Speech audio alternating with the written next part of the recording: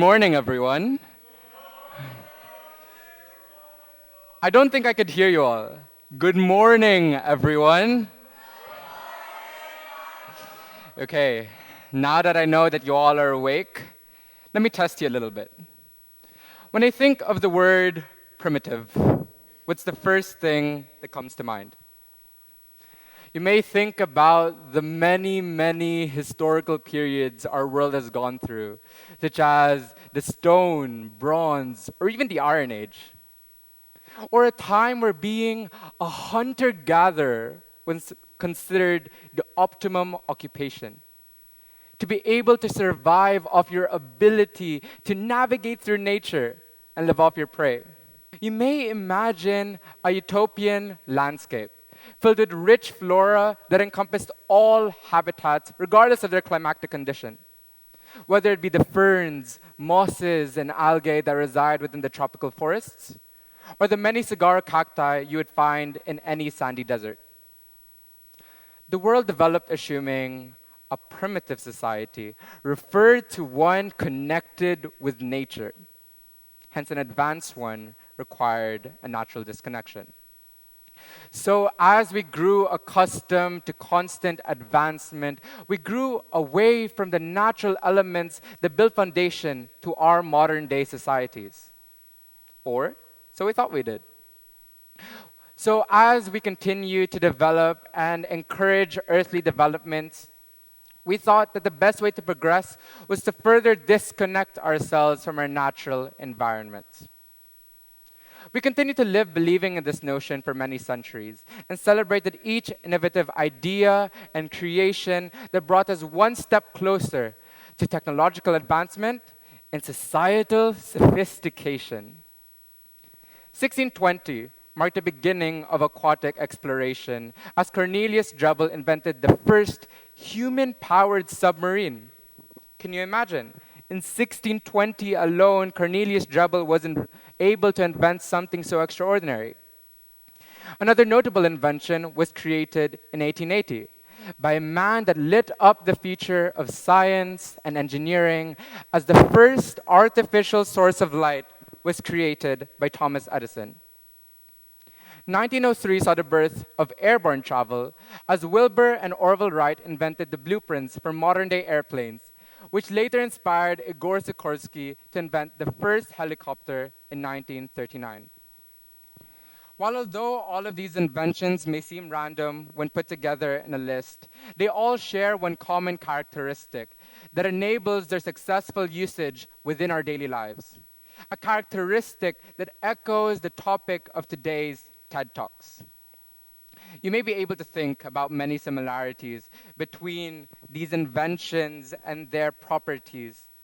But the one that I was going for was that they were all inspired by the natural elements that make up our ecosystems, otherwise known as biomimicry and biomimetics. The submarine inspired by the fish we see swimming through the vast oceans, the plane drawn from the birds that soar through the morning skies, and the light bulb that mimics the properties of the sun and natural fire. Defined as the emulation of the models, systems, and elements of nature for the purpose of solving complex human problems, biomimicry holds the key towards unlocking progressional, sustainable change. I know, a mouthful. But what is progressional, sustainable change?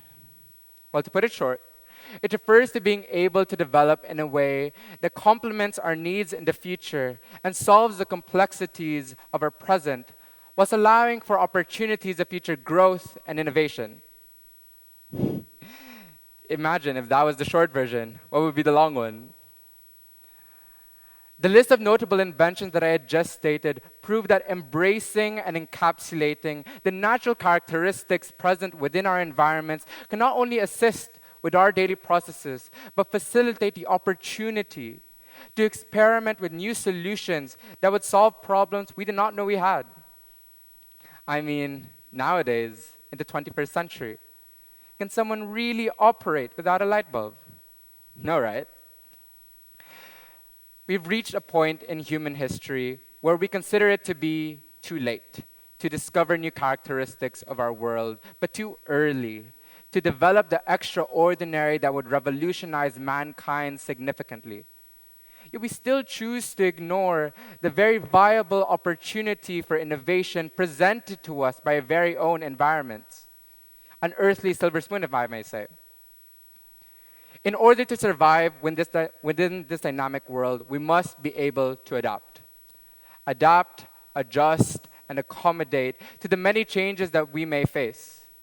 Countries must be able to develop with the tides of change and can only progress if done correctly. A notable example of a country that exhibits all of these attributes is none other than our home, the United Arab Emirates itself. UAE, being the socio-economically advanced nation that it is, strives for new ways of implementing change.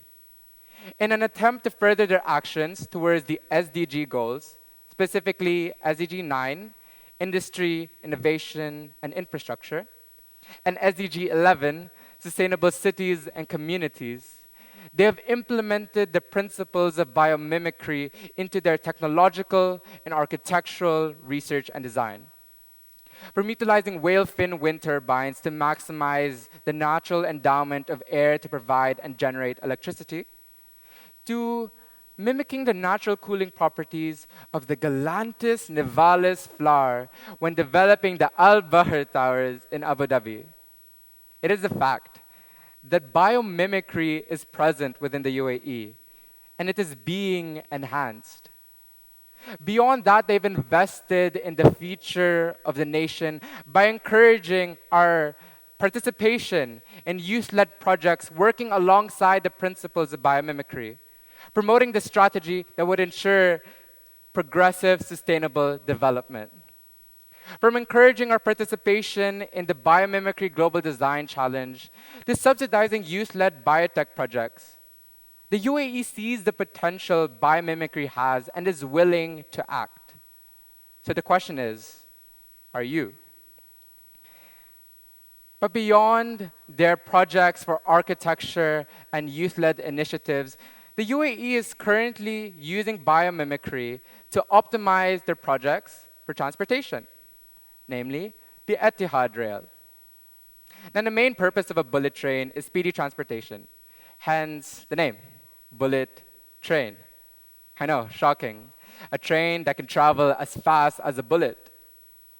So to travel at speeds up to 200 kilometers per hour, the train was designed to mimic the shape and structure of a bird's beak. Not like this one, but the one of the almighty kingfisher itself.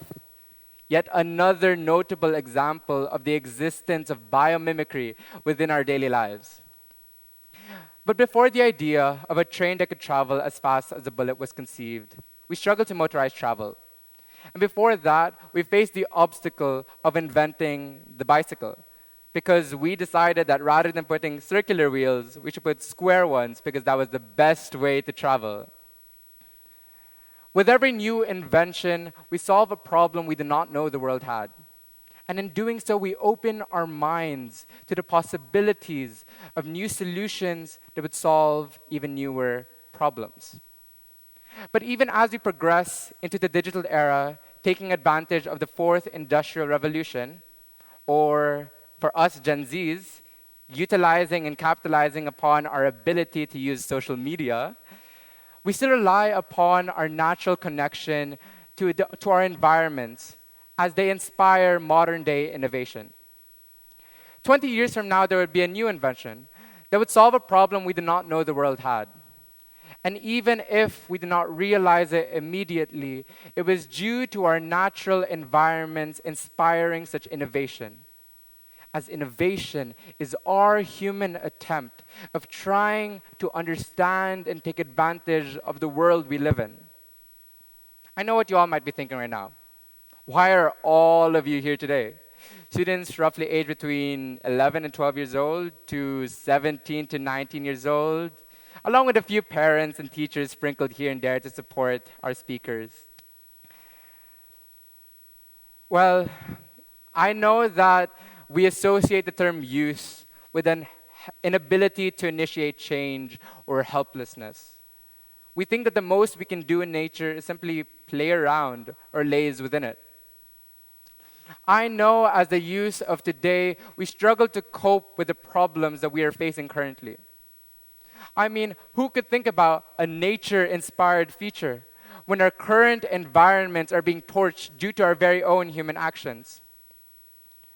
As the youth of today, we shy away from the responsibility of looking at the future as we face the problems of the present. But as the leaders of tomorrow, we must take charge of our futures and explore the possibilities given to us by our very own environments, with the hopes of growing in unison with Mother Nature herself. Let me be frank. We need to start thinking realistically about the future that we are painting for ourselves and creating for the future generations to come. Because right now, that future seems bleak. Bleak as a result of the menacing plague we call global warming. Oh, I know. Yet another reference to global warming. But global warming is not something to play around with, ignore, or joke about. It is a problem, and it is here now. We need to stop believing in the notion that using paper straws instead of plastic ones, or cycling to work instead of driving, will make any substantial difference in our Jerry circumstances. Instead, we must explore and stop ignoring the potential of biomimicry with regards to solving the climate crisis. As the world's building blocks, we are enablers for progressive advancement, and hence we must take advantage of our opportunities with the hopes of creating a better future for ourselves. That future is one rich with biomimicry. I know, biomimicry, and maybe even biomimetics. I know you've heard the term 1,000 times right now, just from this very TEDx event.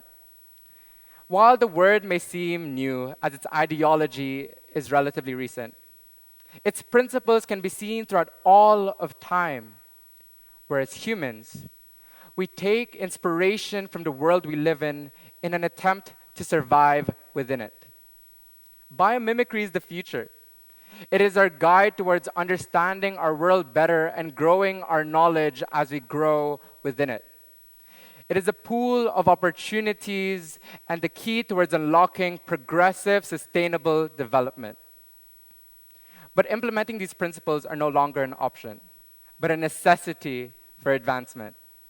And hence, as the youth of today and the leaders of tomorrow, it is our responsibility to make sure that the world, our world, progresses with it, not without it. Thank you.